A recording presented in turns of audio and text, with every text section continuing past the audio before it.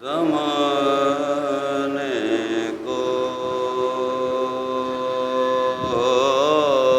وہ انسان کیا سے کیا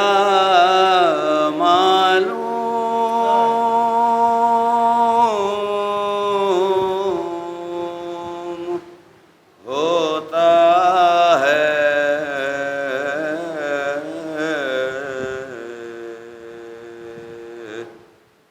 مجھے تو بندے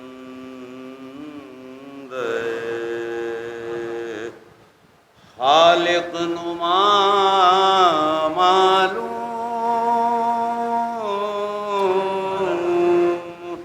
ہوتا ہے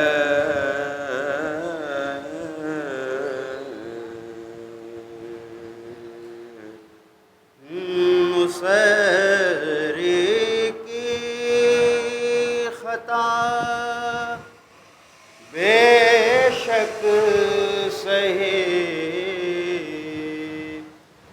پر رحم کر مالک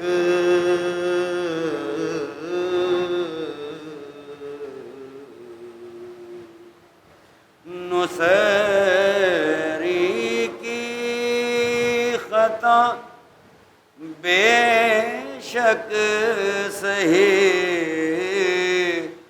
پر رحم کر مالک بنایا ہی تھا کیوں ایسا خدا معلوم ہوتا ہے جو مانگنا ہو مانگ علی کو پکار کے مانگنا ہو مانگ علی کو پکار کے مالک ہے یہی مرضی ہے پروردگار کے مانگنا ہو مانگ جو مانگنا ہو مانگ علی کو پکار کے مانگنا ہو مانگ علی کو پکار کے دوسرا مطلب سماعت فرمائیں۔ آتا مقابلے پہ نہ دلدل سوار کے آتا مقابلے پہ نہ دلدل سوار کے مرحب کو لائی اس کی قضا گھیرگار کے مانگنا ہو مانگ جو مانگنا ہو مانگ علی کو پکار کے مانگنا ہو مانگ علی کو پکار کے تیسرا مطلب قربان جاؤں یا علی اس اختیار کے قربان جاؤں یا علی اس اختیار کے سب کام آپ نے کیے پروردگار کے مانگنا ہو مانگ جو مانگنا ہو مانگ علی کو پکار کے مانگنا ہو مانگ علی کو پکار کے مشکل کشائی آئے ہیں مشکل کشائی کو مشکل کشائی آئے ہیں مشکل کشائی کو دیکھا ہے جب بھی ہم نے خدا کو پکار کے مانگنا ہو مانگ جو مانگنا ہو مانگ علی کو پکار کے مانگنا ہو مانگ علی کو پکار کے دیکھوں تو آج کیسے پلٹتا نہیں شباب دیکھوں تو آج کیسے پلٹتا نہیں شباب لارش سے غدیر کا ساغر اتار کے مانگنا ہو مانگ جو مانگ نہ ہو مانگ علی کو پکار کے، مانگ نہ ہو مانگ علی کو پکار کے۔ اصحاب مصطفیٰ جو گئے تھے علی سے قبل، اصحاب مصطفیٰ جو گئے تھے علی سے قبل، خیبر کے در پا گئے سر مار مار کے۔ مانگ نہ ہو مانگ، جو مانگ نہ ہو مانگ علی کو پکار کے۔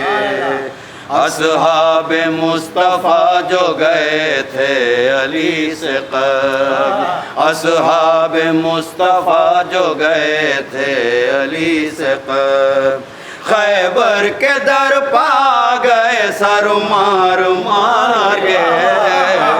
مانگ نہ ہو مانگ، جو مانگ نہ ہو مانگ علی کو پکار کے۔ قاسم کے پاس ازرق شامی خدا آئے گا، قاسم کے پاس ازرق شامی خدا آئے گا، یہ شیر بھاگتے نہیں پیچھے شکار کے۔ مانگ نہ ہو مانگ، جو مانگ نہ ہو مانگ علی کو پکار کے۔ صلوات دیجئے محمد۔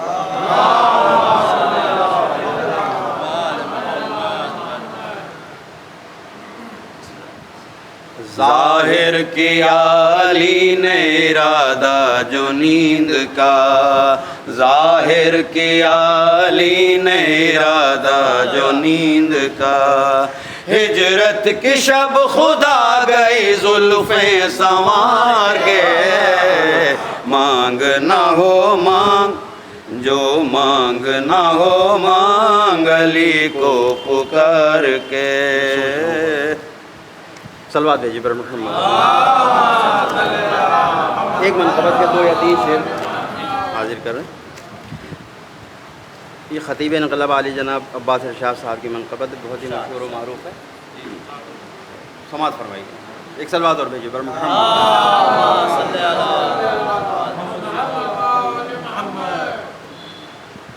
سوچ رہا ہوں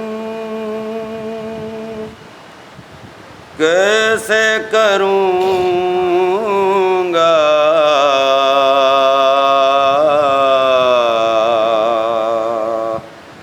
مدح حیدر میں،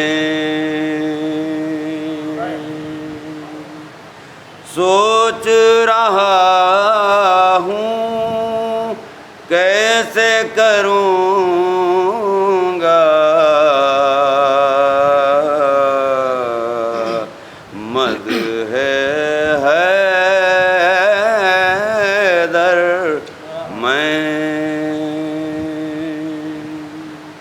سورج کی تعریف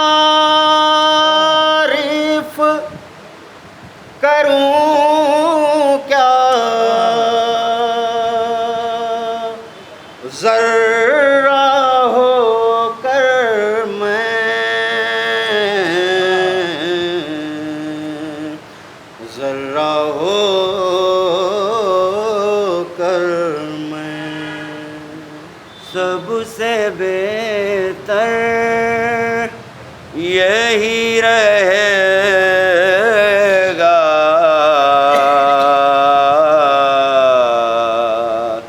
اے ارباب ولا، ان کی ثنا خود ان کی زبانی نظم کروں گر میں، نظم کروں گر میں۔ یہاں سے منقبت مولا کائنات کی زبان ہے۔ شافع محشر میرا بھائی، ساقی کوثر میں، شافع محشر میرا بھائی ساقی کوثر میں، میری زوجہ سب سے بہتر اس کا ہمسر میں، شافع محشر میرا بھائی ساقی کوثر میں، شافع محشر میرا بھائی ساقی کوثر میں، مجھ کو مٹانا ہے تو مٹاؤ پہلے سورہ ہم، مجھ کو مٹانا ہے تو مٹاؤ پہلے سورہ ہم، سورہ حمد میں پوشیدہ ہوں نقطہ بن کر میں، شافع محشر میرا بھائی ساقی کوثر میں، شافع محشر میرا بھائی ساقی کوثر میں، ایک فقط قرآن ہی نہیں ہے میرا مدحت خواں، ایک فقط قرآن ہی نہیں ہے میرا مدحت خواں، تورات و انجیل میں بھی ہوں ورق ورق پر میں، شافع محشر میرا بھائی ساقی کوثر میں، شافع محشر میرا بھائی ساقی کوثر میں، میرے لقب کا غاصب کاذب ابن کاذب ہے، میرے لقب کا غاصب کاذب ابن کاذب ہے، کل ایمان میرا لقب صدیق اکبر میں، شافع محشر میرا بھائی ساقی کوثر میں، حاصل کلام پتہ بھائی دوش نبی پر میری بلندی کا یہ عالم تھا، دوش نبی پر میری بلندی کا یہ عالم تھا، عرش کے تارے چھو سکتا تھا ہاتھ بڑھا کر میں،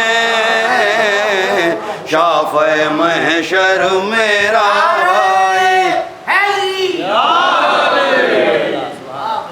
چھو سکتا تھا عرش کے تارے لیکن کیوں چھوتا، چھو سکتا تھا عرش کے تارے لیکن کیوں چھوتا، ان کو خود بلوا لیتا ہوں اپنے در پر میں، شافع محشر میرا بھائی ساقی کوثر میں، شافع محشر میرا بھائی ساقی کوثر میں، چھو سکتا تھا عرش کے تارے لیکن کیوں چھوتا، چھو سکتا تھا عرش کے تارے لیکن کیوں چھوتا، ان کو خود بلوا لیتا ہوں اپنے در پر میں، شافع محشر میرا بھائی ساقی کوثر میں، فاتح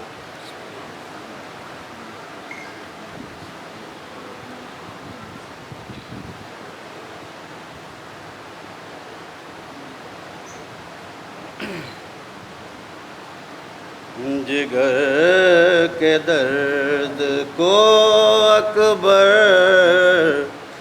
دبائے جاتے ہیں، جگر کے درد کو اکبر دبائے جاتے ہیں، نظر سے باپ کی شاید چھپائے جاتے ہیں، خدا حسین کو پہنچا لاش اکبر پر، یہ داغ وہ ہے قدم لڑکھڑائے جاتے ہیں، جگر کے درد کو اکبر دبائے جاتے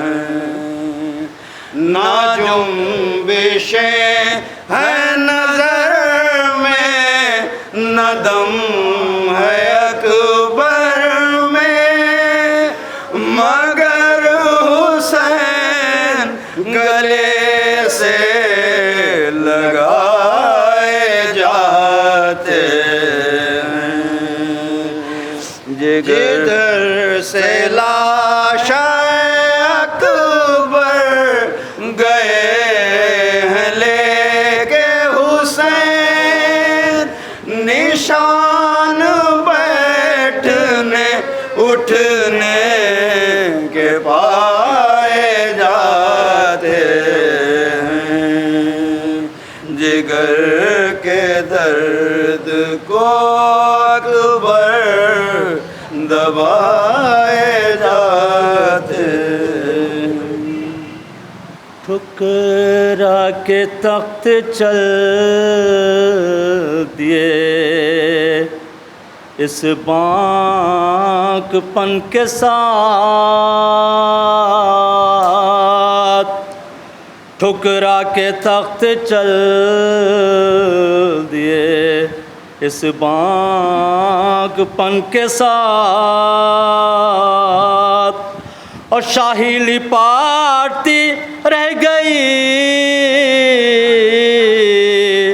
پائے حسن کے ساتھ، اور لوگوں امیر شام کجا حسن کجا، ارے بت کا مقابلہ نہ کرے بت شکن کے ساتھ،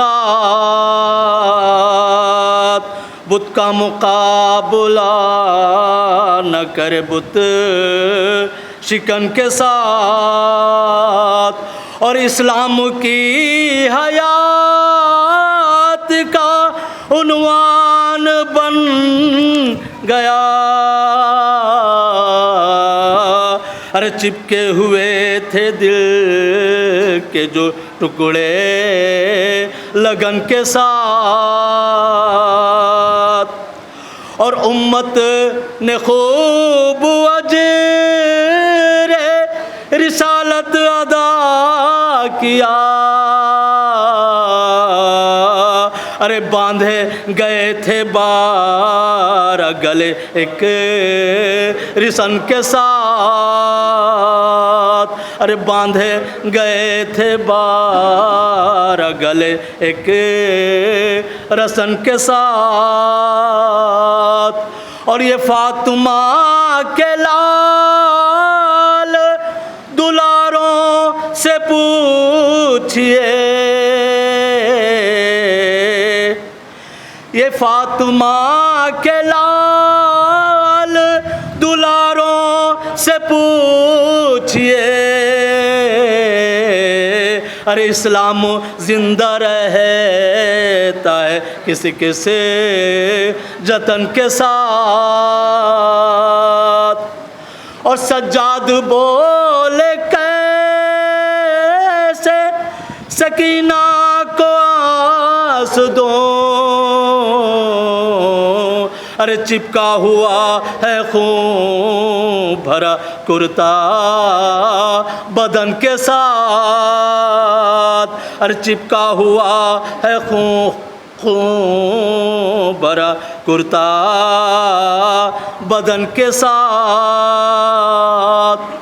اور عرفان دے بدے کا بھکاری نہیں بنا، ارے منسوب ہو گیا جو در پن جتن کے ساتھ، ٹھکرا کے تخت چل دیے اس بانگ پن کے ساتھ، اور شاہی لپاٹتی رہ گئی پائے حسن کے ساتھ۔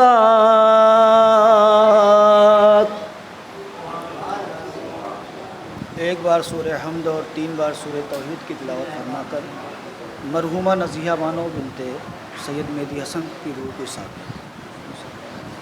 4 مصرے سے اپنی گفتگو کا آغاز کر رہے ہیں کہ احمد در بطول نے بخشی ہے ہر خوشی، احمد در بطول نے بخشی ہے ہر خوشی، غم ہے غم ہے اگر کوئی تو فقط کربلا کا ہے، غم ہے اگر کوئی تو فقط کربلا کا ہے، تو اس دور پر ملال میں شکوہ نہیں کوئی، اس دور پر ملال میں شکوہ نہیں کوئی، یہ بھی کرم حسین کے فرش عزا کا ہے، یہ بھی کرم حسین کے فرش عزا کا۔ ایک بار اور باواز بلند نعرہ صلوات دو۔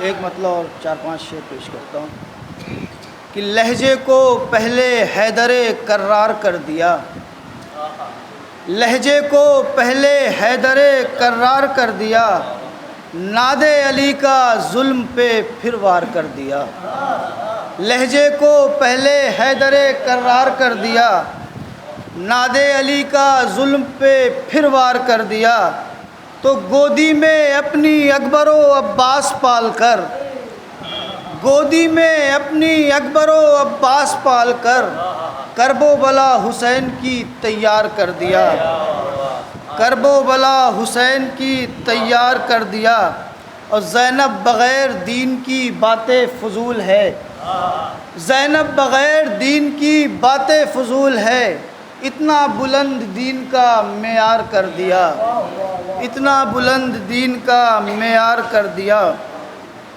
اور زینب یہ صرف تیری خطابت کا ہے اثر، زینب یہ صرف تیری خطابت کا ہے اثر، جینا یزید وقت کا دشوار کر دیا، جینا یزید وقت کا دشوار کر دیا، زینب یہ صرف تیری خطابت کا ہے اثر، جینا یزید وقت کا دشوار کر دیا، تو کاٹی زباں کی دھار سے باطل کی شہرگیں، کاٹی زباں کی دھار سے باطل کی شہرگیں، خنجر سنان و تیغ کو بیکار کر دیا، خنجر سنان و تیغ کو بیکار کر دیا، تو لہجے کی گونج ظلم کی نسلوں تلک گئی، لہجے کی گونج ظلم کی نسلوں تلک گئی، بیٹے نے تخت لینے سے انکار کر دیا، بیٹے نے تخت لینے سے انکار کر دیا، لہجے کی گونج ظلم کی نسلوں تلک گئی، بیٹے نے تخت لینے سے انکار کر دیا، اور روئی ہے اتنا بھائی کو دربار شام میں، روئی ہے اتنا بھائی کو دربار شام میں، ظالم کو آنسو، روئی ہے اتنا بھائی کو دربار شام میں، ظالم کو آنسوؤں میں گرفتار کر دیا، ظالم کو آنسوؤں میں گرفتار کر دیا، تو اب تخت پہ نہ بیٹھے گا بیٹا یزید کا، اب تخت پہ نہ بیٹھے گا بیٹا یزید کا، زینب نے قصر شام کو مسمار کر دیا، زینب نے قصر شام کو مسمار کر دیا، تو احمد بلیغ خطبے سے زینب نے شام کے، احمد بلیغ خطبے سے زینب نے شام کے، باطل پرست ذہنوں کو بیمار کر دیا، باطل پرست ذہنوں کو بیمار۔ کس طرح ہوگا جہاں میں کوئی حیدر جیسا، کس طرح ہوگا، کس طرح ہوگا جہاں میں کوئی حیدر جیسا، آج تک ہو نہ سکا جب کوئی قمبر جیسا، آج تک ہو نہ سکا۔ اور یہ بھی اس نے مطلب سرکار،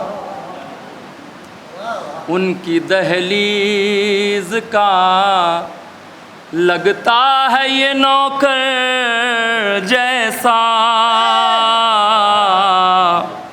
ان کی دہلیز کا لگتا ہے یہ نوکر جیسا،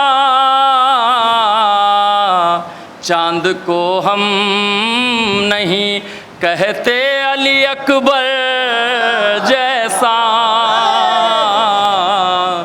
چاند کو ہم نہیں۔ اور ایام اعضا چل رہے ہیں، ملاحظہ فرمائے، میرا گھر دیکھ محرم میں بتا پھر رضوان،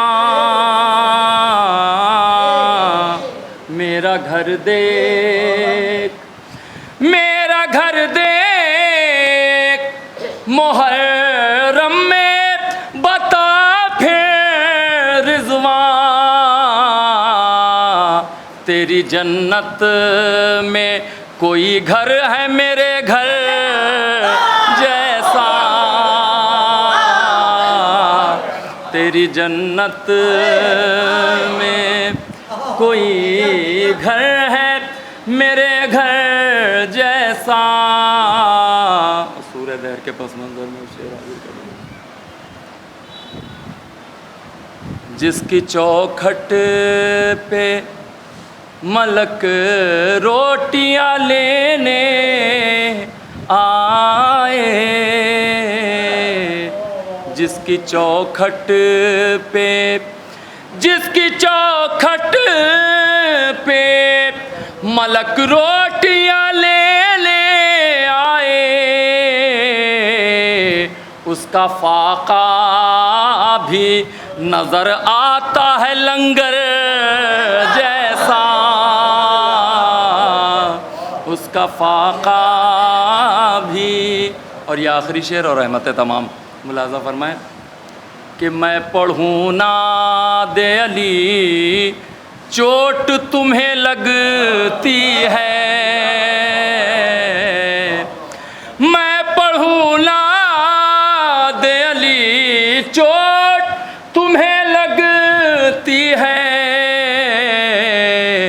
آئینہ ہے یہ مگر کام ہے پتھر جیسا، آئینہ ہے میں پڑھوں ناد علی چوٹ تمہیں لگتی ہے، آئینہ ہے یہ مگر کام ہے پتھر جیسا،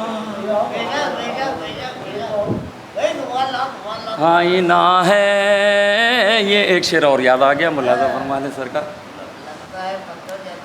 کہ چاند تاروں سے بھرا آسماں لگتا ہے مجھے،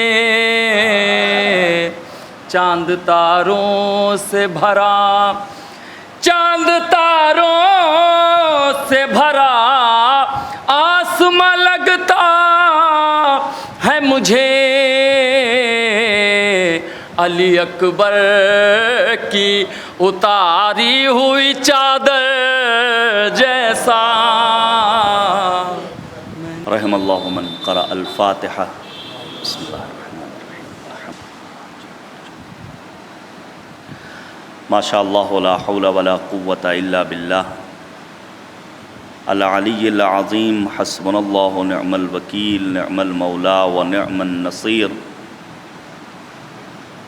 اعوذ باللہ من الشیطان اللعین الرجیم. بسم اللہ الرحمن الرحیم. رب اشرح لی صدری ویسر لی امری واحلل عقدۃ من لسانی یفقہوا قولی. الحمد للہ رب العالمین والعاقبۃ للمتقین والجنۃ للمؤمنین والنار للملحدین والمنافقین والکافرین والعاصین. وصلی اللہ علی سیدنا محمد وآلہ الاطیبین الانجبین الاطہرین الاکرمین الذین اذھب اللہ عنہم الرجس وطہرہم تطہیرا.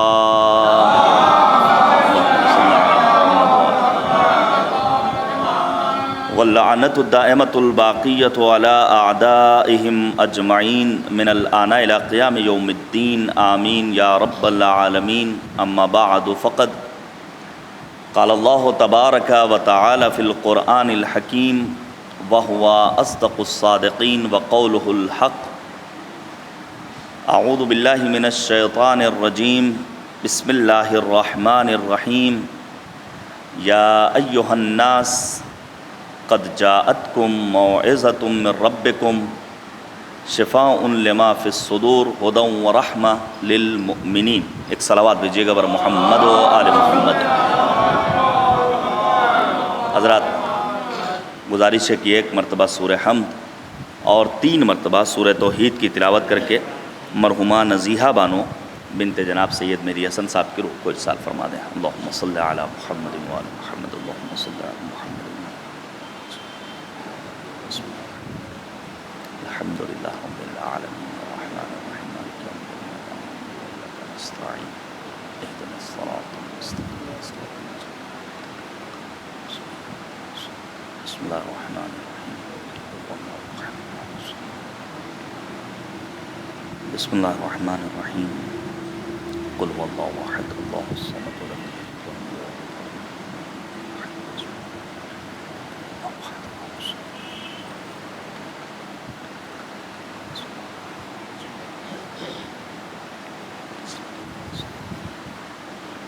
عزیزان گرامی، بہت تاخیر ہو گئی اس مجلس میں اور وقت نماز بھی آن پہنچا ہے. چاہا تھا میں نے کہ نماز ہو جائے علی بھائی اور اس کے بعد پھر مجلس ہو، لیکن ایسا ممکن نہیں ہو سکا. بہرحال رب کریم کی بارگاہ میں دعا کرتے ہیں کہ معبود مرحومہ کی مغفرت فرما اور انہیں جوار رحمت میں جگہ عنایت فرما. سلیم بھائی نے بھی ہمارا وقت لے لیا تھوڑا سا. وقت ہمارا ہے صرف اور صرف 45 منٹ کا. قرآن مجید خلاق کائنات کی وہ پاک و پاکیزہ کتاب ہے جس میں مالک نے اس قرآن کے متعدد اسماء، اوصاف، صفات اور نام بیان کیے ہیں. اصلاً قرآن ذکر ہے، قرآن ذکرہ ہے، قرآن تذکرہ ہے، قرآن بیان ہے، قرآن تبیان ہے، قرآن نور مبین ہے، قرآن برہان ہے، قرآن فرقان ہے. جس آیت کریمہ کو میں نے سرنامہ سخن کے طور پر پیش کیا، اس کو بند کر دیں. صلوات دیجیے گا بر محمد و آل محمد. اللہم صلی علی محمد و آل محمد. جس آیت کریمہ کو سرنامہ سخن کے طور پر پیش کیا سورہ یونس کی مشہور و معروف آیت کریمہ ہے. ارشاد خداوندی ہے یا ایھا الناس.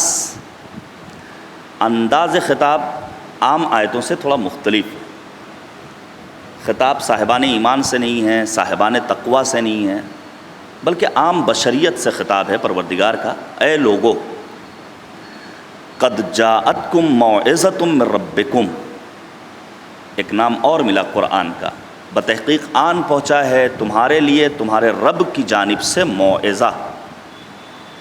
یہ موعظہ کسی واعظ، کسی خطیب، کسی خاندان کے بزرگ کسی مبلغ کسی مولوی صاحب کا معجزہ نہیں ہے، بلکہ کریم پروردگار کا معجزہ ہے عام انسانیت کے لیے۔ پھر مالک نے آواز دی شفاء لما فی الصدور، یہ قرآن شفا بخش نسخہ ہے ان امراض کے لیے جو انسان کے دلوں میں پائے جاتے ہیں۔ صرف اسی ایک جملے پر پوری مجلس تمام کی جا سکتی ہے۔ امیر المؤمنین نے بیان فرمایا دلوں میں پائے جانے والے امراض کیا ہیں؟ اللہم صلی علی محمد وعلی محمد۔ بغض، حسد، عناد، نفاق، کفر، یہ وہ امراض ہیں جو انسان کے دل میں پائے جاتے ہیں۔ لہذا ہمیں اپنے ظاہری جسمانی وجود کو اگر منور کرنا ہے اور ہمیں ظاہری بیوٹی مطلوب ہے تو سب سے پہلے ہمیں اپنے باطن کو خوبصورت بنانا پڑے گا، اور باطن کو خوبصورت بنانے کے لیے اپنے آپ کو ان اخلاقی بیماریوں سے دور رکھنا ہوگا۔ پھر مالک نے آواز دی یہ قرآن ہدایت ہے اور یہ قرآن مجید رحمت ہے صاحبان ایمان کے لیے۔ آپ توجہ کیجئے گا، قرآن مجید از اول تا آخر موعظہ ہے، نصیحت ہے۔ سورہ حمد کی بسم اللہ سے لے کر کے سورہ ناس کی آخری آیہ کریمہ تک متعدد نصیحتیں ہیں قرآن مجید کی۔ مثلا نماز پڑھو، قرآن کی نصیحت، روزہ رکھو، قرآن کی نصیحت، وَلِلَّهِ عَلَى النَّاسِ حِجُّ الْبَيْتِ مَنِ اسْتَطَاعَ إِلَيْهِ سَبِيلًا، حج کو لیے جاؤ، قرآنی نصیحت۔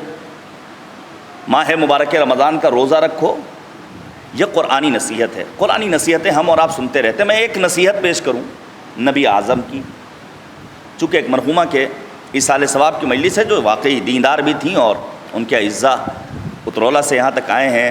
میں غمزدہ خانوادے کی خدمت میں تعزیت پیش کرتا ہوں، توجہ کیجیے گا۔ میں کچھ تذکرہ کروں گا آج نبی اعظم کی اس ایک نصیحت کے ضمن میں موت و حیات کا۔ آنے والا آتا ہے پیغمبر کی خدمت میں اور آنے کے بعد کہتا ہے اے نبی خدا نصیحت کیجئے۔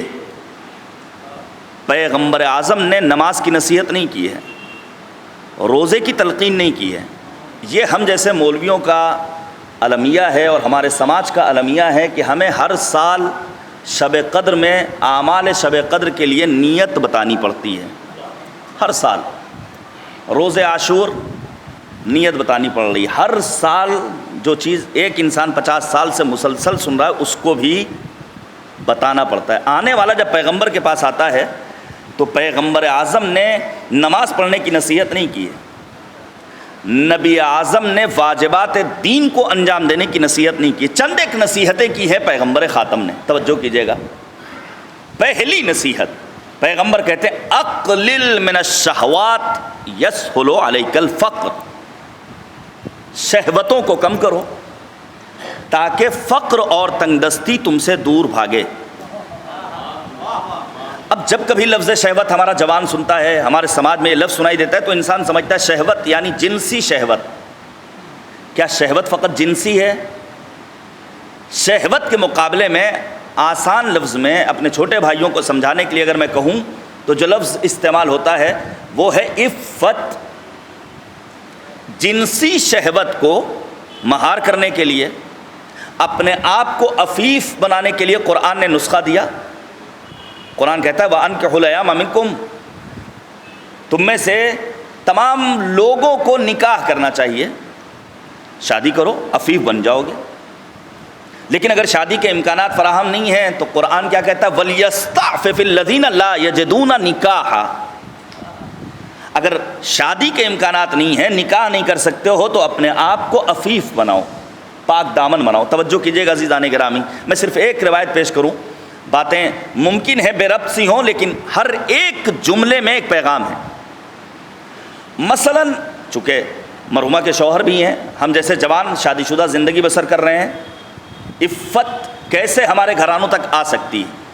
ہمارے 7ویں امام ایک روز خطاب کر رہے ہیں، اللہم صلی علی محمد وعلی محمد۔ توجہ کیجیے گا میرے عزیزو، وقت بہت کم ہے۔ امام کاظم خطاب کرتے ہیں، اپنے ظاہر کو سنوارتے ہیں۔ کسی نے امام سے پوچھا مولا آج بڑے مینٹین لگ رہے ہیں آپ، خیریت تو ہے؟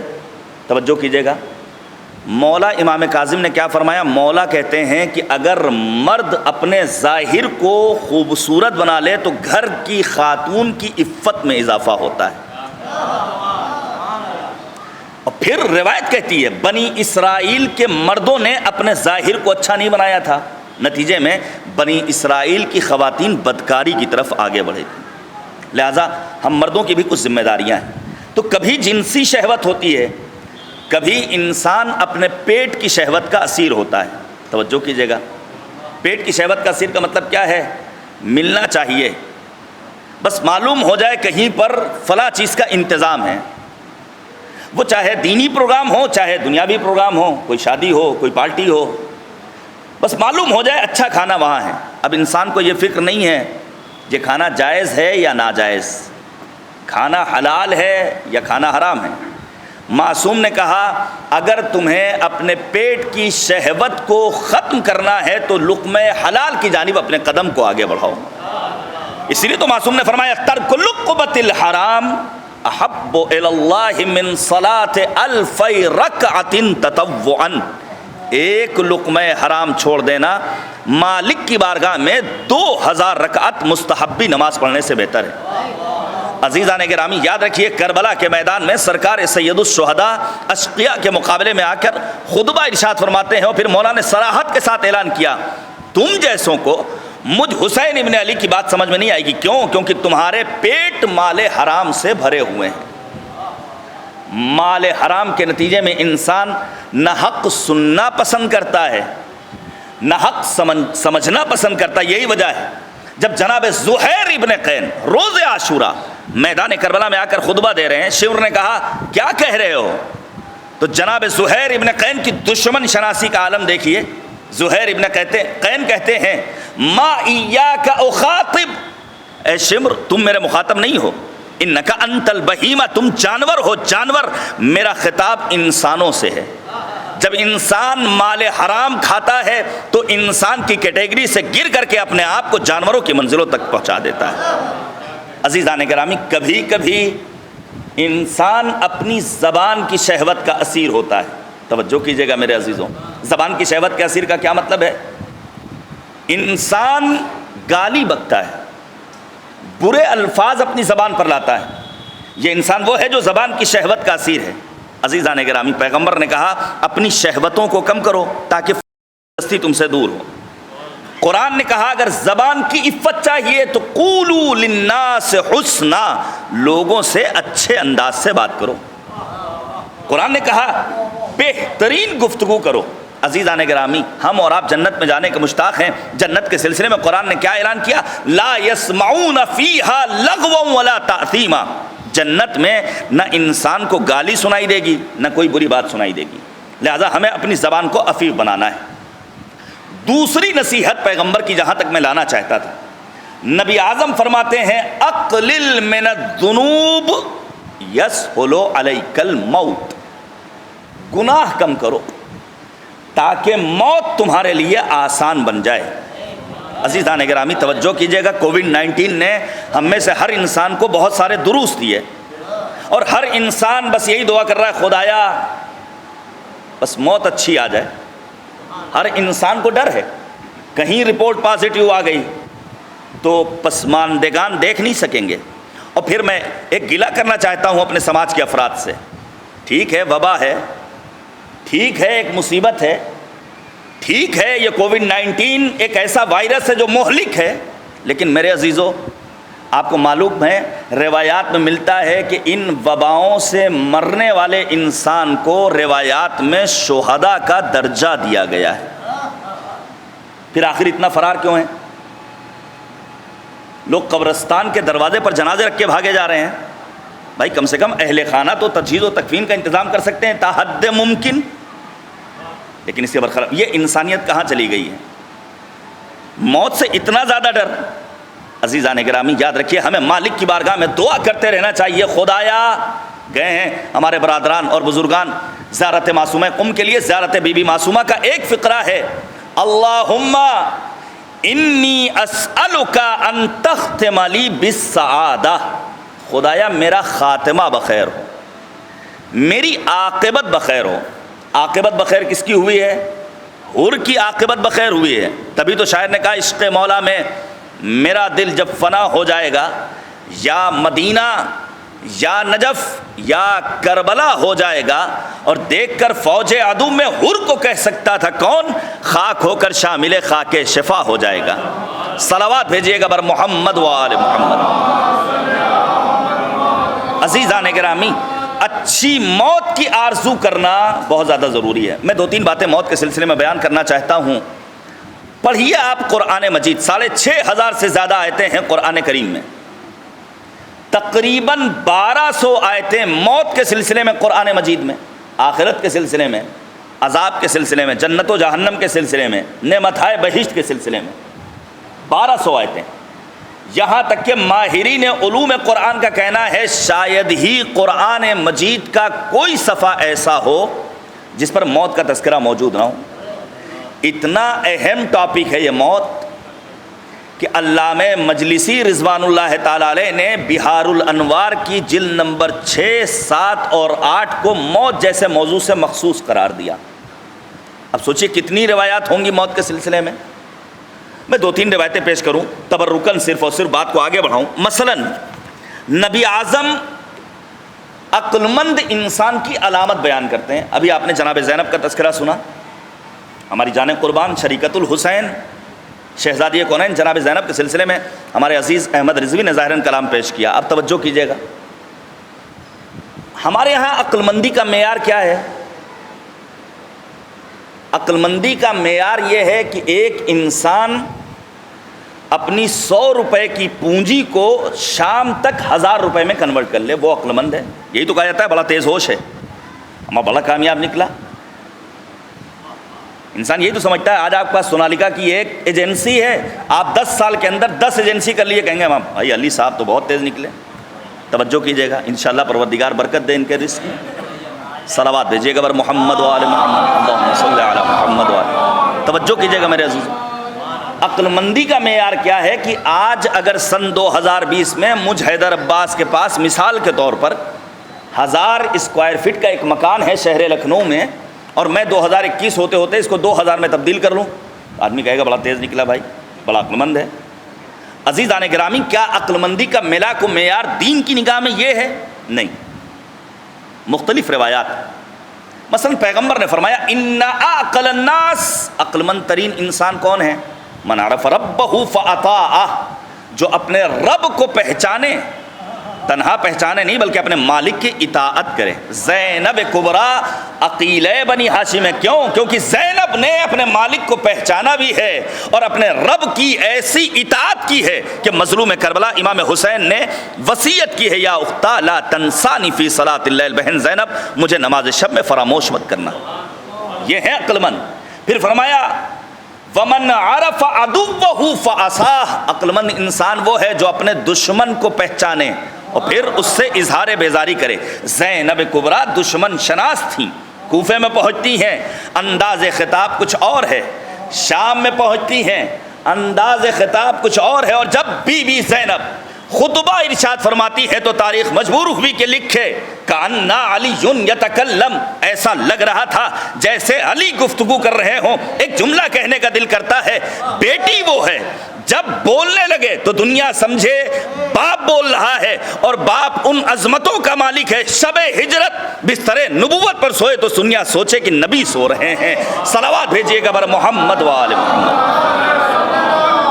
عزیزان گرامی، مختلف روایات ہیں، یہ روایت بڑی طولانی ہے، میں آگے بڑھنا چاہتا ہوں۔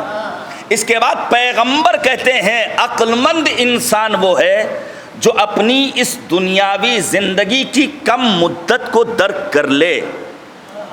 ایسا نہ ہو کہ اس دنیاوی زندگی کو سمجھے یہی سب کچھ ہے۔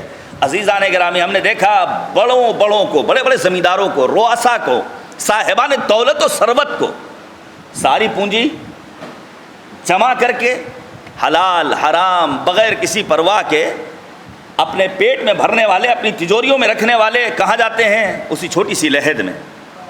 عزیزان گرامی، قیامت کا ہولناک منظر، انسان 5 گروہوں سے روز محشر مالک کی بارگاہ میں ایک دوسرے سے فرار کرے گا۔ یوم یفر المرء من اخیہ و ابیہ و امہ و صاحبتہ و بنیہ، نہ انسان اپنے باپ کو پہچانے گا، نہ اپنی اولاد کو پہچانے گا، نہ اپنی ماں کو پہچانے گا، نہ اپنے دوست کو پہچانے گا، نہ اپنے بیٹے کو پہچانے گا۔ اور جب باپ اپنے بیٹے سے کہے گا 2 رکعت نماز مجھے دے دو، نہیں ابا، وہ رابطہ صرف دنیا کی حد تک محدود تھا۔ پھر پیغمبر کہتے ہیں عقل مند انسان وہ ہے، توجہ کیجئے گا، جو اپنے زاد سفر کو اپنے لیے آمادہ رکھے۔ صلی علی محمد والے، توجہ کیجئے گا عزیزان گرامی، اس بچے ہوئے وقت میں 2-3 باتیں اور بیان کرنا چاہتا ہوں۔ پیغمبر اعظم کے پاس ایک گروہ آتا ہے، اور جب وہ گروہ شرف یاب ہوا ہے تو نبی اعظم نے سوال کیا تیز ہوش کون ہیں، عقل مند انسان کون ہیں؟ وہ مہذب افراد تھے، وہ ہمارے قوم کے بعض نافہم افراد کی طرح نہیں تھے۔ مولوی کو بولنے کا موقع ہی نہیں دیتے آج ہمارے قوم کے لوگ۔ جس نے اپنی زندگی کے طلائی دور کو قال اللہ قال الباقر قال الصادق کہنے میں گزار دیا، اسے بولنے کا موقع ہی نہیں دیتے۔ نہیں، وہ مہذب افراد تھے، ان کے ادب تھا۔ انہوں نے کہا اے نبی خدا آپ بہتر جانتے ہیں۔ پیغمبر اعظم نے اس موقع پر بیان فرمایا کہ اکثرہم ذکرا للموت، عقل مند اور تیز ہوش انسان وہ ہے جو اپنی موت کو زیادہ یاد کرتا ہو۔ صرف اور صرف موت کو یاد نہیں کرنا ہے، بلکہ پیغمبر کہتے ہیں وَأَشُدُّهُمْ اسْتِعْدَادَ اللَّهِ، موت کو یاد کرنے کے ساتھ ساتھ اپنے آپ کو موت کے لیے ہر پل انسان آمادہ رکھتا ہوں۔ عزیزان گرامی، بسا اوقات جوانوں سے کہا جاتا ہے چلو بھیا نماز پڑھ لی جائے، بس ذرا سا بھائی ذرا سا اجازت دے دیجیے کپڑے تبدیل کرنے، یعنی یہ انسان ابھی اپنی موت کے لیے آمادہ۔ عزیزان گرامی، مرزا شیرازی، وقت نہیں ہے، میں نے بہت کچھ سوچا تھا کیونکہ بھائی مونس جیسے افراد مجھے کہاں ملیں گے پھر اس کے بعد، فہمی صاحب جیسے لوگ کہاں ملیں گے مجھے اس کے بعد، آپ توجہ کیجئے گا، بہت کچھ سوچا تھا لیکن وقت میں بالکل گنجائش نہیں ہے۔ مرزا شیرازی ایک ایسا فقیہ جس نے حرمت تمباکو کا فتویٰ دیا اور شیعت کے وقار کو محفوظ کر لیا۔ آپ پڑھیے مرزا شیرازی کی زندگی کو۔ مرزا شیرازی سے پوچھا گیا آقا یہ بتائیے فرض کیجئے آپ کو پتہ چل جائے کہ 1 ہفتے کے بعد آپ کو موت آنے والی ہے تو آپ کیا کریں گے؟ ابھی سوچیے اگر ہمیں معلوم ہو جائے کہ ابھی 2 گھنٹے بعد ہمیں مرنا ہے تو ہم کیا کریں گے؟ 2 گھنٹے کی نوبت ہی نہیں آئے گی۔ مرزا شیرازی فقیہ، مجتہد، عالم، اگر پتہ چل جائے کہ 1 ہفتے کے بعد موت آئے گی تو آپ کیا کریں گے؟ مرزا شیرازی نے جواب دیا میرے وجود میں کوئی تبدیلی نہیں آئے گی، جیسے آج زندگی بسر کر رہا ہوں وہی 1 ہفتے بعد بھی میرا طرز زندگی ہوگا۔ کیا انداز ہے زندگی گزارنے کا عزیزان گرامی۔ لہذا ہمیں اور آپ کو مالک کی بارگاہ میں دعا کرتے رہنا چاہیے کہ خدایا ہماری موت حالت ایمان پر ہو۔ آپ توجہ کیجئے گا، امیر المؤمنین مسجد کوفہ میں آتے تھے اور آنے کے بعد مولا کائنات بلند آواز سے فرماتے تھے ایھا الناس، اے لوگو، تجہزوا، آمادہ رہو، رحمکم اللہ، اللہ کی رحمتیں تمہارے شامل حال ہوں، فقد نودی فیکم بالرحیل، تمہیں سفر کا حکم دیا جا چکا ہے، فمتعرج بعد ندا، اب اس ندا کے پہنچ جانے کے بعد انسان بچنے والا نہیں ہے۔ اس کے بعد مولا کہتے ہیں تجہزوا، آمادہ رہو، رحمکم اللہ، رحمت خدا تمہارے شامل حال ہو، وانتقلوا بافضل ما بحضرتکم من الذات وهو التقوی، بہترین زاد سفر لے کر مالک کی بارگاہ میں حاضر ہو۔ آپ پڑھیے علماء کی زندگی کو، مثلا علامہ طباطبائی صاحب تفسیر المیزان اپنے درس میں بار بار موت کا تذکرہ کرتے تھے اپنے شاگردوں کے سامنے۔ کیوں؟ تاکہ انسان اپنی اس دنیاوی زندگی کی حقیقت سے آشنا ہو اور یاد کرے اپنی موت کو اور اپنی دائمی زندگی کو۔ اب ممکن ہے کوئی انسان یہ سوال کرے کہ آخر موت کا تذکرہ کرنے سے کیا فائدہ ہے؟ خام خواہ ایک ٹینشن ہی بڑھے گا۔ نہیں عزیزان گرامی، مثلا اگر لذیذ غذا ہے، توجہ کیجئے گا، اگر کھانا ذائقے دار ہے تو کسے اچھا نہیں لگے گا؟ جو پیٹ کا مریض ہو، جس کو ٹائیفائیڈ ہوا ہو۔ لیکن ایک انسان جو صحت مند ہے اسے تو وہ کھانا اچھا لگے گا۔ موت کا تذکرہ بار بار کرتے رہنا چاہیے۔ جو انسان واقعی معنی میں دین کا پابند ہے اس کے لیے موت ایک ذائقے دار لقمے کے سوا کچھ اور نہیں ہے۔ یہی وجہ ہے جناب قاسم نے میدان کربلا میں اپنے چچا سرکار سید الشہداء سے فرمایا تھا یا اماں الموت عندی احلی من العسل، موت میرے نزدیک شہد سے زیادہ شیریں۔ عزیزان گرامی، ہمیں اور آپ کو مالک کی بارگاہ میں دعا کرتے رہنا ہے، اللہم اجعل محیا محیا محمد و آل محمد و مماتی ممات محمد و آل محمد. ہماری زندگی اہل بیت کی زندگی جیسی ہو، ہماری موت اہل بیت کی موت جیسی موت ہو. توجہ کیجیے گا، میں نے ان دنوں میں زیارت عاشورہ کے سلسلے میں بہت باتیں پڑھی ہیں، اور میں ایک پیغام آپ تک اور آپ کے ذریعے اور گوہر ایجنسی کے ذریعے تمام سننے والوں تک منتقل کرنا چاہتا ہوں. زیارت عاشورہ کو فقط لعنت والے فقرات کے ذریعے ہمیں نہیں پہچاننا ہے، توجہ کیجیے گا، بلکہ زیارت عاشورہ کے جو دیگر محاسن ہیں، یہ بھی حسن ہے زیارت عاشورہ کا، لعنت کے فقرات، لیکن دیگر جو اس میں دروس ہیں، اعلیٰ انسانی اقدار کا تذکرہ ہے، اس میں ویلوز کا تذکرہ ہے، اس میں محمد اور آل محمد علیہم الصلاۃ والسلام کے طرز حیات کا تذکرہ ہے، ہمیں اس سے اپنے آپ کو آشنا کرنا ہے. توجہ کیجیے گا، کتنی باعظمت ہے زیارت. یہاں تک کہ علماء بیان کرتے ہیں زیارت عاشورہ بھی حدیث قدسی کا مرتبہ رکھنے والی زیارت ہے. من جانب اللہ جبرائیل لے کر آئے قلب پیغمبر پر، پیغمبر اعظم نے امیر المؤمنین کو تعلیم دیا، انہوں نے امام حسن اور امام حسین کو، امام حسین نے امام سجاد کو، امام سجاد نے امام باقر کو، امام باقر نے امام صادق کو، یہاں تک کہ چھٹے امام نے جناب صفوان جمال کو.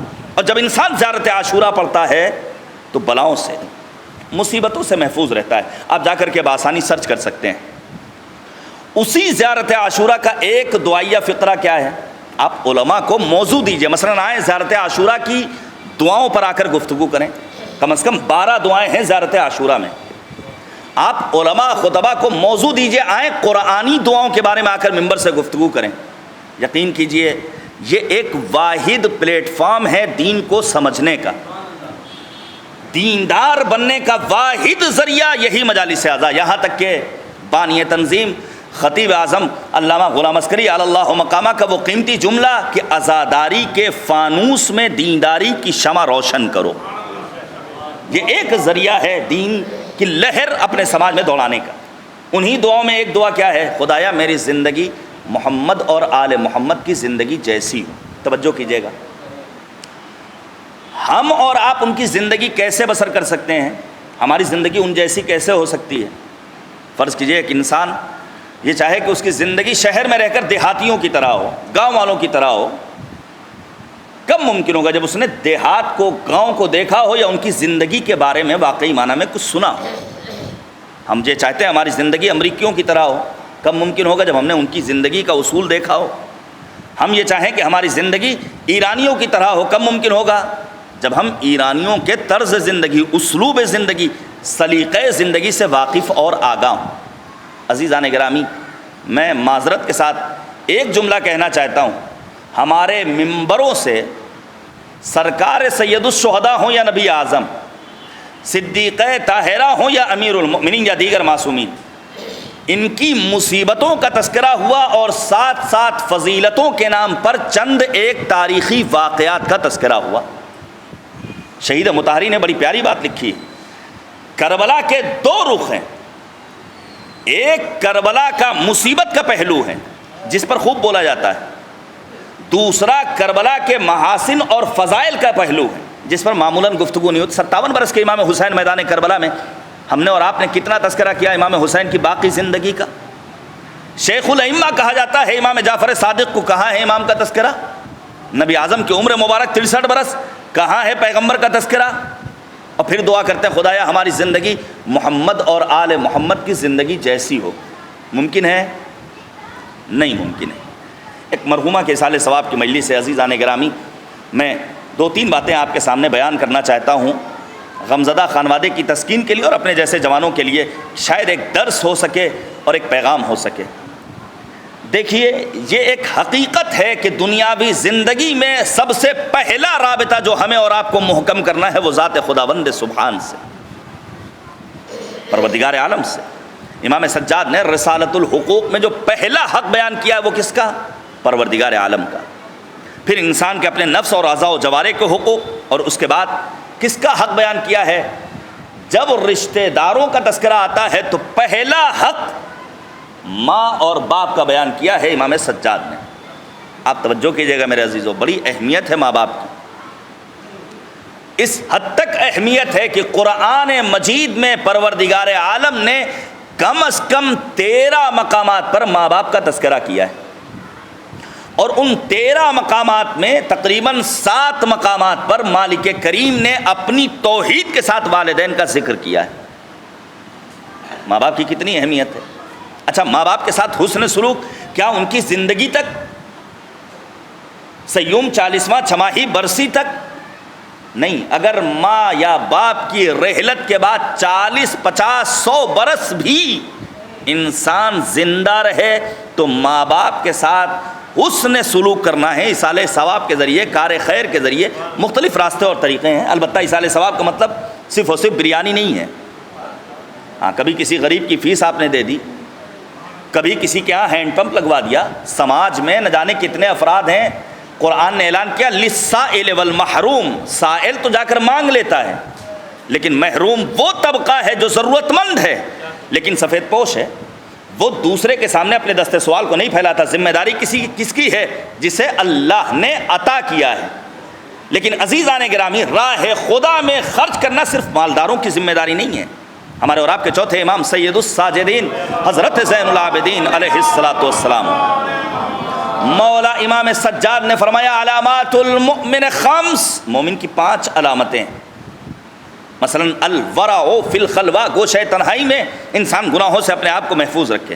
پھر فرمایا الصدقۃ فی القلہ، ناداری کے موقع پر راہ خدا میں خرچ کرنے کا جذبہ رکھے، وہ انسان ہے مومن، وہ ہے اہل بیت کا چاہنے والا۔ امیر المؤمنین نے فرمایا، بڑی قیمتی حدیث ہے، شیعتنا، ہمارا شیعہ کون ہے؟ المتبادلون فی ولایتنا، جو ہماری ولایت کی راہ میں خرچ کرنے والا ہو۔ اگر ضرورت پڑے تو راہ ولایت میں دولت خرچ کرے، اور اگر ولایت پڑے تو میثم تمار کی طرح اپنی جان کی قربانی راہ خدا میں پیش کر دیں۔ عزیزان گرامی، ہمیں اور آپ کو اپنے رشتے کو محکم کرنا ہے سماجی زندگی میں، سب سے پہلے ماں اور باپ سے۔ قرآن نے 2 طرح کے حکم دیے ہیں ماں باپ کے سلسلے میں، بعض احکام ایجابی ہیں، یہ کرنا ہے، مثلا ماں باپ کے حق میں دعا کرنا ہے، رب ارحمہما کما ربیانی صغیرہ، متعدد آیات ہیں۔ بعض احکام سلبی ہیں، نہیں کرنا ہے، ماں باپ کو جھڑکنا نہیں ہے، ماں باپ سے اف بھی نہیں کہنا ہے۔ آپ توجہ کیجئے گا میرے عزیزو، دنیا میں بہت سارے افراد ایسے گزرے ہیں جنہوں نے پوری زندگی دینی تعلیم کے حصول میں گزاری، لیکن آخری لمحات میں پیر پھسل گیا۔ توجہ کیجئے گا، مرحوم آیت اللہ العظمیٰ سید محمد رضا گل پائگانی رضوان اللہ تعالیٰ علیہ، بڑے عظیم فقیہ، قبر کہاں ہے؟ حرم معصومہ قم میں۔ آغا گل پائگانی کہتے ہیں کہ میرے ایک کلاس فیلو تھے جو قم میں تحصیل علم میں مشغول تھے، اچانک ان کی طبیعت خراب ہوئی اور میں ان کی عیادت کرنے کے لیے ان کے شہر گیا، لیکن آغا گل پائگانی کہتے ہیں جب میں ان کے گھر پہنچا، ان کے حجرے میں جہاں وہ آرام کر رہے تھے، تو میں نے دیکھا کہ وہ حالت احتضار میں کفر بک رہے تھے۔ کون؟ جس نے دینی تعلیم حاصل کی۔ وہ کیا کہہ رہے تھے؟ ابھی تو میرے بچوں کو میری ضرورت ہے، مجھے کیوں اللہ موت دے رہا ہے؟ کفریہ جملے اکثر ہمارے لبوں پر آ جاتے ہیں جب ہمارے یہاں کسی کا انتقال ہو جاتا۔ ابھی مرنے کے دن نہ تھے، ہمارے ہی گھر میں موت ہونی تھی، ارے کوئی اور مر جاتا۔ عزیزان گرامی، یاد رکھیے، خالق موت و حیات کریم پروردگار۔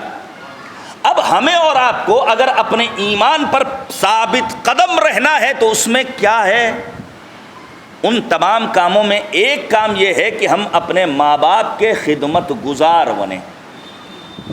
توجہ کیجئے گا، آغا بہاؤالدینی کا جملہ جسے میں نے بارہا مجلسوں میں پیش کیا، آغا بہاؤالدینی کہتے ہیں جب میں کسی کو ترقی کرتے ہوئے دیکھتا ہوں یا جب کسی کو تنزلی کا شکار ہوتے ہوئے دیکھتا ہوں تو بے ساختہ ایک جملہ میرے لبوں پر آتا ہے، اگر ترقی کر رہا ہے تو ماں باپ کی دعائیں اس کے شامل حال ہیں، اگر تنزلی کا شکار ہو رہا ہے یعنی ماں باپ کی بد دعائیں اس کے شامل حال ہیں۔ خدا نہ کرے ماں یا باپ کسی بچے کے حق میں بد دعا کر دیں۔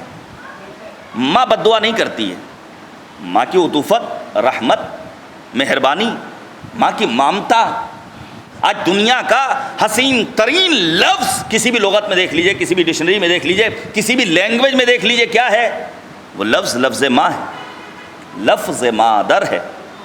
ماں دلگیر نہیں ہوتی ہے، جلدی اپنے بچے سے راضی ہو جاتی ہے، مظہر رحمت پروردگار ہے ماں.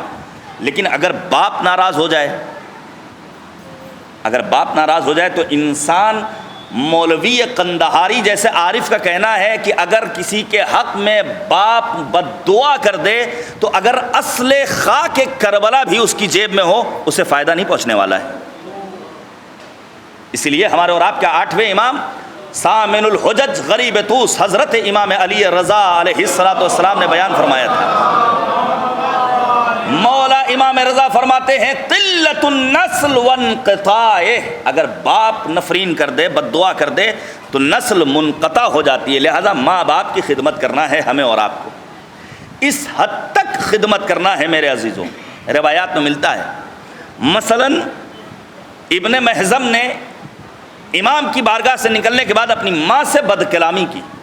صبح میں جب دوبارہ آئے ہیں تو امام معصوم نے فرمایا ابن محزم تم نے اپنی ماں کے ساتھ بد کلامی کی ہے، وہ ماں جس نے 9 ماہ اپنے پیٹ کو تمہارے لیے ظرف وجود قرار دیا تھا، اس ماں سے تم نے بد کلامی کی. خبردار آئندہ ایسی غلطی مت کرنا. باپ کی کیا اہمیت ہے. جناب ابراہیم آتے اپنی زوجہ اور اپنی اولاد سے ملاقات کے لیے، اسماعیل موجود نہیں ہے، توجہ کیجیے گا، اسماعیل موجود نہیں ہے، اور جب پہنچتے ہیں اماں سے پوچھتے ہیں کہاں گئے بابا؟ آئے تھے چلے گئے. جناب اسماعیل نے ایک سوال کیا، یہ بتائیے بابا آنے کے بعد کھڑے کہاں ہوئے تھے؟ پتھر کی جانب اشارہ کیا.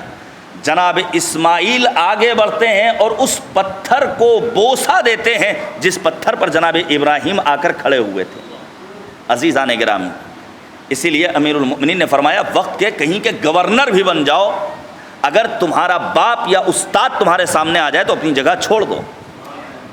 معمار انقلاب خمینی بت شکن روح اللہ موسوی آل اللہ مقامہ کی زندگی کا مطالعہ کیجئے. اسلامی انقلاب کی کامیابی کے بعد ایک وزیر اپنی وزارت کے نشے میں دھت امام خمینی کے حجرے میں داخل ہوتا ہے. اس وزیر کا باپ پیچھے پیچھے ہے. امام خمینی نے واقعی عملی زندگی گزاری. امام خمینی نے کہا آج تم وزیر بن گئے ہو تو تم نے اپنے باپ کو پیچھے کر دیا ہے، اپنے باپ کو آگے کرو، پھر قدم اپنے آگے بڑھاؤ. اس لیے نبی سے پوچھنے والے نے پوچھا اولاد کے کیا حقوق ہیں باپ کے سلسلے میں، تو اس موقع پر نبی اعظم نے فرمایا لا یسمیہ باسمہ، اولاد اپنے باپ کا نام نہ لے.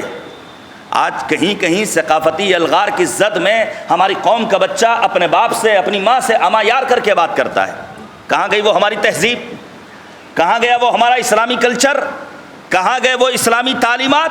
پھر پیغمبر کہتے ہیں وَلَا يَمْشِ بَيْنَ يَدَيْهِ، اولاد عالم ہو جائے، مجتہد ہو جائے، فقیہ ہو جائے، انجینئر ہو جائے، ڈاکٹر ہو جائے، بڑے سے بڑا عہدہ مل جائے، اپنے باپ کے آگے قدم نہیں بڑھانا ہے. اور پھر فرمایا اولاد کوئی ایسا کام انجام نہ دے جس کی وجہ سے باپ کو برا بھلا کہا جائے. عزیزان گرامی، ہمیں اپنے ماں باپ کے سلسلے میں ہوشیار رہنے کی ضرورت ہے. دوسرا جو رابطہ ہمیں اپنی دنیاوی زندگی میں محکم کرنا ہے وہ زن و شوہر کا باہمی رابطہ ہے. توجہ کیجیے گا، زن و شوہر کا رابطہ صرف جوانوں سے مخصوص نہیں ہے کہ انسان اب 50 سال کیا ہو گیا تو اب بیوی سے محبت نہیں کرنی. توجہ کیجیے گا، جب تک زندہ رہیں گے اور زن و شوہر حیات ہیں تو ایک دوسرے کے لیے وہ محبت کا جذبہ پایا جانا چاہیے. آپ سوچئے امام مظلوم کربلا نے کیا فرمایا تھا. مولا امام حسین کہتے ہیں مجھے ذات خدا کی قسم وہ گھر عزیز ہے جس گھر میں میری زوجہ رباب اور میری لاڈلی سکینہ موجود ہوں. سرکار سید الشہداء نے اپنی زوجہ سے اظہار محبت کیا یا نہیں؟ نبی اعظم نے فرمایا جب ایک مرد اپنی زوجہ سے کہتا ہے انی احبک، میں تم سے پیار کرتا ہوں، یہ ایک جملہ اس خاتون کے دل سے کبھی باہر نہیں نکلتا ہے. آج بہت ساری خبریں آپ کو ملتی ہوں گی، نہ جانے کتنے افراد فون کرتے ہیں لڑکی فلاں کے ساتھ محبت کر بیٹھی ہے. غلطی ہماری ہے، غلطی ہمارے سماج کی ہے، غلطی بزرگوں کی ہے، غلطی بھائی کی ہے. عزیزان گرامی یاد رکھیے ہم اپنے گھر میں حقیقی محبت کو اتنا پروان چڑھائیں کہ ہمارے گھر کے بچے باہر کی مجازی محبتوں کے اسیر نہ ہوں. باپ بیٹی سے کہے میں تم سے محبت کرتا ہوں، بیٹی باپ سے کہے میں آپ سے محبت کرتی ہوں، بھائی بہن سے کہے، بہن بھائی سے کہے. یقین جانیے جب محبتوں کے حصار میں ہمارا گھرانہ ہوگا تو ہمارا گھر گلشن کے مانند معطر نظر آئے گا. زن و شوہر کی باہمی محبت. آپ آغا عراقی کی زندگی کا مطالعہ کیجئے، اپنی زوجہ سے کیسے محبت کرتے تھے. آغا عراقی کی زوجہ نابینا ہیں، ضعیفی میں بھی آغا عراقی اپنی زوجہ کو اپنی پشت پر لاد کر گھر کی سیڑھیوں سے چڑھاتے تھے، اور جب ان کے بیٹے سے سوال کیا گیا کیا کبھی آغا عراقی نے غصہ کیا؟ نہیں، ہرگز نہیں، ہمیشہ خندہ پیشانی کے ساتھ ماں کی خدمت کی۔ میں ابھی مچھلی گاؤں ڈسٹرکٹ امبیڈکر نگر گیا تھا، جن صاحب کے اصالہ ثواب کی مجلس پڑھنے گیا تھا، 23 برس، خدا مغفرت کرے ان مرحوم کی، 23 برس وہ انسان بیڈ پر پڑا رہا، اور 23 سال میں ان کی زوجہ نے اس حسین انداز سے ان کی تیمارداری کی کہ بیڈ سول کے نام پر کچھ نہیں تھا۔ 23 برس اولاد بھی اتنی خدمت نہیں کر سکتی۔ یہ وفاداری، یہ محبت، اسے فروغ دینا ہوگا عزیزان گرامی۔ دوسری محبت زن و شوہر کی محبت، تیسری محبت اولاد کی محبت ہے۔ اگر ہم یہ چاہتے ہیں ہماری زندگی واقعی معنی میں اہل بیت کی زندگی کی عکاس ہو، اولاد سے محبت کے لیے ہمیں اپنے آپ کو باغبان بنانا پڑے گا۔ ہمیں اپنے ہاتھ میں قینچی رکھنی ہوگی، جہاں ضرورت ہو ہم باغبان کو دیکھتے ہیں کیا کرتا ہے، وہ ٹہنیوں کو کاٹتا ہے، سم تو سو دیتا ہے۔ کبھی بچے کو ڈانٹیں، نماز پڑھو، روزہ رکھو، واجبات کو انجام دو، بزرگوں کا احترام کرو، گانا مت سنو، یہی ہے امر بالمعروف، یہی ہے نہی از منکر، اور کبھی گلے سے لگانا ہوگا۔ محبت اظہار چاہتی ہے۔ چوتھی محبت عام افراد سے محبت ہے، پڑوسیوں سے محبت ہے، رشتہ داروں سے محبت ہے، جو کم رنگ ہوتی جا رہی ہے۔ میرے عزیزوں، ہوشیار رہنے کی ضرورت ہے۔ بہانہ کیا ہے؟ وقت نہیں ہے۔ ٹھیک ہے، وقت نہیں ہے، واٹس ایپ تو ہے، کم سے کم آپ وائس میسج بھیج کر کے اپنے گھر والوں کی احوال پرسی تو کر سکتے ہیں۔ صلہ رحم کو نہیں چھوڑنا ہے۔ امیر المؤمنین نے فرمایا سلو ارحامکم، صلہ رحم کرو۔ پھر مولا کہتے ہیں یہ تمہارے رشتہ دار تمہارے بالوں پر ہیں جن کے ذریعے تم پرواز کر سکتے ہو، یہ تمہارے قوت بازو ہیں جن کے ذریعے تم دشمنوں پر حملہ کر سکتے ہو۔ عزیزان گرامی، ہمیں اور آپ کو، بس آخری بات ہے، ہمیں اور آپ کو اہل بیت کی زندگی سے یہ بھی درس ملتا ہے کہ سماج کے لاابالی قسم کے افراد کو بھی اپنا بنا کر رکھنا ہے، جنہیں ہم نظر انداز کر دیتے ہیں۔ بھیا وہ نہیں نماز پڑھتا، ہم سے کیا مطلب، ہم پڑھ رہے ہیں، ہمارا بچہ پڑھ رہا ہے، ہمارے گھر والے پڑھ رہے ہیں۔ اکثر ایسا ہوتا ہے۔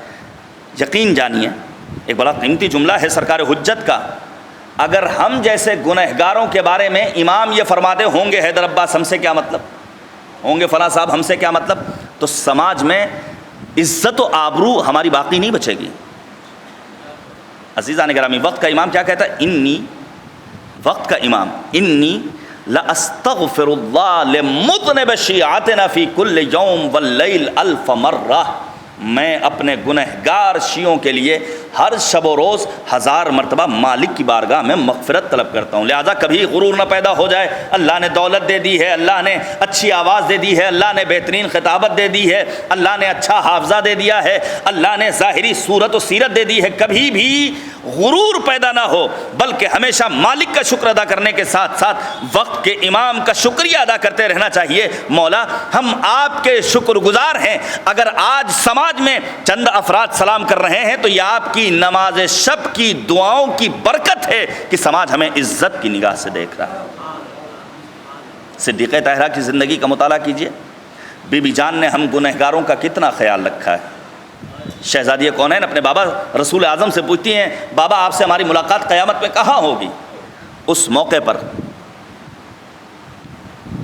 نبی اعظم نے کہا علی باب الجنہ، جنت کے مین گیٹ پر کھڑے ہوں گے، اپنے چاہنے والوں کا، اپنے امتیوں کا استقبال کر رہے ہوں گے۔ بی بی نے کہا اگر وہاں ملاقات نہ ہو؟ پیغمبر نے کہا علی الحوض، حوض کوثر پر۔ کہا وہاں ملاقات نہ ہو؟ کہا علی الصراط، پل صراط پر۔ ابھی بھی مطمئن نہیں ہوئی۔ 4 جواب مل گئے بی بی دو عالم کو۔ جنت کے صدر دروازہ پر مطمئن نہیں ہوئی، حوض کوثر پر، پل صراط پر، میزان کے موقع پر مطمئن نہیں ہوئی۔ کہا بابا جان اگر وہاں بھی ملاقات نہ ہو؟ نبی نے فرمایا علی شفیر جہنم، جہنم کے مین گیٹ پر کھڑے ہوں گے جہاں اپنے گنہگار امتیوں کی شفاعت کروا رہے ہوں گے۔ لہٰذا سماج کے عام افراد کو بھی ہمیں اپنے گلے سے لگانا ہے اور صدیقہ طاہرہ کی زندگی سے درس لینا ہے کہ بی بی دو عالم رات کی تاریکی میں مالک کی بارگاہ میں مسلسل دعا کرتی ہے، اور جب امام مجتبیٰ نے پوچھا اماں، نہ اپنے حق میں دعا کی، نہ گھر والوں کے حق میں دعا کی، نہ اعزاء اور اقربا کے بارے میں دعا کی، تو جناب زہرا نے فقط ایک جملہ ارشاد فرمایا یا بنیا الجار ثم الدار، بیٹا پہلے پڑوسی ہیں پھر گھر والے ہیں۔ آئیے مالک کی بارگاہ میں دعا کی جائے، خدایا ہمیں محمد اور آل محمد کے تعلیمات پر عمل کرنے کی توفیق عنایت فرما۔ رب کریم کی بارگاہ میں دعا کی جائے، معبود واسطہ ہے عظمت محمد اور آل محمد کا، جن مرحومہ کے اصالِ ثواب کی مجلس ہے ان کے غمزدہ خانوادے کو صبر جمیل عنایت فرما اور ان کے درجات کو بلند سے بلند تر فرما۔ دعا کی قبولیت کے لیے ایک مل جل کر صلوات بھیجیے گا بر محمد و آل محمد۔ بس وقت ختم ہو گیا، چند جملے میں مصائب کے ضرور پیش کرنا چاہوں گا اور گزارش کروں گا کہ مجلس کے فوراً بعد آپ حضرات انشاءاللہ نماز پڑھیں اور اس کے بعد جہاں جانا ہو وہاں کا سفر کریں تاکہ حق عزاداری واقعی معنی میں ادا ہو سکے اور پیغام عزاداری محفوظ رہ سکے۔ یہ ایام چونکہ ایام اربعین کے نام سے جانے جاتے ہیں اور اربعین کے موقع پر جناب زینب سلام اللہ علیہا کے گریے کو ہم نے دیکھا ہے۔ زینب علیہ مقام نے جب حکم رہائی سنا ہے تو امام سجاد سے یہی تو کہا تھا کہ ہمارے چند ایک مطالبات ہیں۔ میں بہت مختصر مصائب پڑھوں گا اور اگر اس میں آنکھیں نم ہو جائیں تو مالک کا شکر بھی ادا کرنا ہے، کیونکہ یہی آنسو باعث شفاعت ہیں اور ذریعہ نجات ہیں۔ جناب زینب نے امام سجاد سے کہا چند ایک مطالبات ہیں۔ پہلا مطالبہ جو جناب زینب نے امام سجاد کے ذریعے یزید تک پہنچوایا ہے وہ کیا ہے؟ یزید سے کہو ایک مکان خالی کرائے۔ یہ مجالس اعضاء آرزو زینب کبریٰ ہیں۔ اور پھر اس مجلس کا عالم کیا رہا ہوگا آپ سوچئے۔ مجھ جیسا ایک گنہگار طالب علم اگر چند جملے مصائب کے پڑھے تو آنکھیں اشکبار ہو جاتی ہیں۔ جہاں مصیبتوں کو اپنی نگاہوں سے دیکھنے والی زینب کبریٰ موجود ہوں، امام سجاد نے اپنے بابا کے بے سر لاشے کو دیکھا ہو۔ اور پھر دوسرا مطالبہ کہ یزید سے کہو لوٹا ہوا سامان واپس کر دے۔ امام سجاد نے جب یزید کے سامنے یہ عرض کیا ہے کہ لوٹا ہوا سامان واپس کیا جائے، یزید نے بے ساختہ یہی تو کہا تھا لوٹا ہوا سامان نہیں بچائے، ہم پیسے دینے کے لیے تیار ہیں۔ لکھا ہے علماء نے امام سجاد اپنی جگہ سے کھڑے ہو گئے اور دیکھیے قولوا قولا سدیدا کی تائید کر رہے ہیں امام سجاد، اور یزید کی آنکھوں میں آنکھیں ڈال کر کہتے ہیں یزید کہاں ہے تیرے پاس اتنی دولت جو تو میرے دادی کے ہاتھ کے سلے ہوئے اس کرتے کی قیمت ادا کر دے جو میری دادی فاطمہ نے میرے بابا مظلوم کربلا کے لیے چکیاں پیس کر سلا تھا۔ اجرکم علی اللہ، اجرکم علی اللہ۔ اور پھر بچے ہوئے تبرکات میں بعض چیزیں آئی ہیں، چادریں آئی ہیں، ایک ایک چادر ایک ایک بی بی کے سپرد کر دی گئی۔ اور پھر لکھا ہے علماء بیان کرتے ہیں انہی بچے ہوئے تبرکات میں دو چھوٹے چھوٹے گوشوارے ہیں۔ بچیاں ہم سب کو عزیز ہوتی ہیں لیکن پیار بیٹی کا حسین ابن علی سے پوچھو۔ زینب کبریٰ نے بابی رباب کو بلایا اور کہا اے رباب، یہ آپ کی بیٹی سکینہ کے گوشوارے۔ رباب تڑپ گئی تھی، سر و سینہ پیٹ لیا تھا۔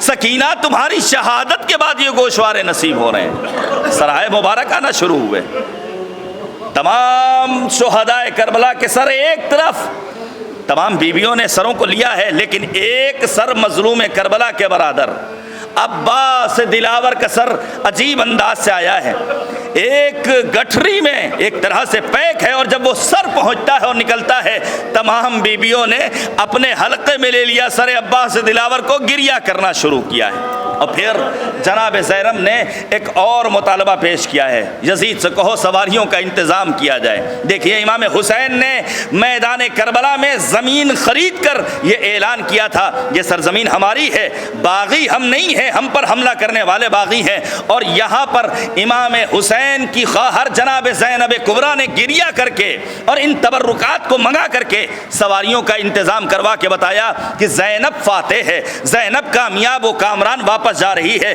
سواریاں آمادہ ہیں۔ زینب نے نکل کر دیکھا، کیا دیکھا؟ رنگ برنگی محملیں ہیں، آمادہ ہے، چادریں رنگین ہیں، کپڑے رنگین ہیں۔ زینب نے بڑھ کر کہا ان سے کہو اجعلوها سودا حتی یعلم الناس نحن فی عزاء اولاد الزہرا، ارے ان کپڑوں کا رنگ تبدیل کر کے کالے لباس میں تبدیل کر دیں تاکہ لوگوں کو معلوم ہو ہم اولاد زہرا کے عزادار ہیں۔ سواریاں آمادہ ہیں، رنگ تبدیل کر دیا گیا، تمام بیبیاں سوار ہو گئیں۔ امام سجاد نے پوچھا پھوپھی اماں کیا ساری بیبیاں سوار ہو گئی؟ کہا رباب نظر نہیں آ رہی ہے۔ 23 برس کے سید سجاد کمر کو تھامے ہوئے زندان شام کے گوشے میں پہنچے، پیچھے پیچھے زینب کبریٰ ہے۔ کیا دیکھا؟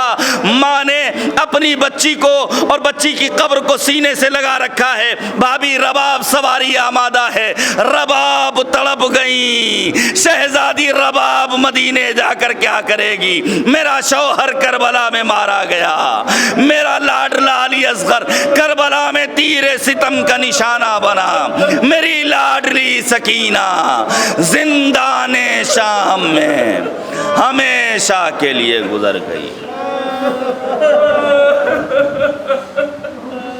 وَسَيَعْلَمُ الَّذِينَ ظَلَمُوا أَيَّ مُنقَلَبٍ يَنقَلِبُونَ إِنَّا لِلَّهِ وَإِنَّا إِلَيْهِ رَاجِعُونَ۔ الہی بحق الزہراء وابیها وبعلها وبنیها وسر المستودع فیها بعدد ما احاط به علمک، خدایا ہماری اس عبادت کو قبول فرما۔ معبود تجھے واسطہ ہے عظمت شہدائے کربلا کا، تجھے واسطہ ہے خون سید الشہداء کا، وقت کے امام وارث غم منجی بشریت محور کائنات یوسف زہرا حضرت صاحب الزمان کے ظہور میں تعجیل فرما۔ اے کریم پروردگار واسطہ ہے محمد اور آل محمد کا، مرحومہ کو جوار رحمت میں جگہ عنایت فرما، ان کے گناہان کبیرہ و صغیرہ کی مغفرت فرما، ان کے گھر والوں کو بالخصوص ان کی اولاد کو، ان کے شوہر کو صبر جمیل عنایت فرما۔ معبود واسطہ ہے محمد اور آل محمد کا، جب تک زندہ رہیں قرآن مجید اور اہل بیت طاہرین سے وابستگی رہے، اور آخرت میں سید الشہداء کی شفاعت ہمیں نصیب فرما۔ اے کریم پروردگار دشمنان دین، دشمنان عاشورہ، دشمنان کربلا، بالخصوص امریکہ و اسرائیل، آل سعود، آل خلیفہ، داعش، طالبان، القاعدہ و النصرہ سمیت ہمارے ملک کی شرپسند تنظیموں کو نیست و نابود فرما۔ معبود مؤمنین کی حفاظت فرما، ہماری قوم کے جوانوں کی حفاظت فرما۔ اس روح زمین پر جس جگہ بھی عزاداری سید الشہداء کا اہتمام ہے، معبود عزاداروں کی حفاظت فرما۔ معبود علماء، مراجع اعظام، شعراء، ذاکرین، خطباء، واعظین، طلاب و افاضل سمیت بزرگ مراجع، بالخصوص رہبر فرزانہ آبرو تشیع حضرت آیت اللہ العظمیٰ خامنئی، محافظ کربلا آیت اللہ العظمیٰ سیستانی، سید مقاومت سید حسن نصر اللہ کو دشمنوں کے شر سے محفوظ رکھ۔ معبود مقامات مقدسہ کی حفاظت فرما۔ اے کریم پروردگار ہم سب کو کربلا کی زیارت سے مشرف فرما، ہمارے اعمال کو اس لائق بنا دے کہ امام ہمیں اپنے آوان و انصار میں شمار فرمائیں۔ ربنا تقبل منا انک انت السمیع العلیم۔ گزارش ہے ایک مرتبہ مزید سورہ حمد اور 3 مرتبہ سورہ توحید پڑھ کر مرحومہ نزیحہ بانو بنت سید مہدی حسن صاحب کی روح کو ارسال فرما دیں۔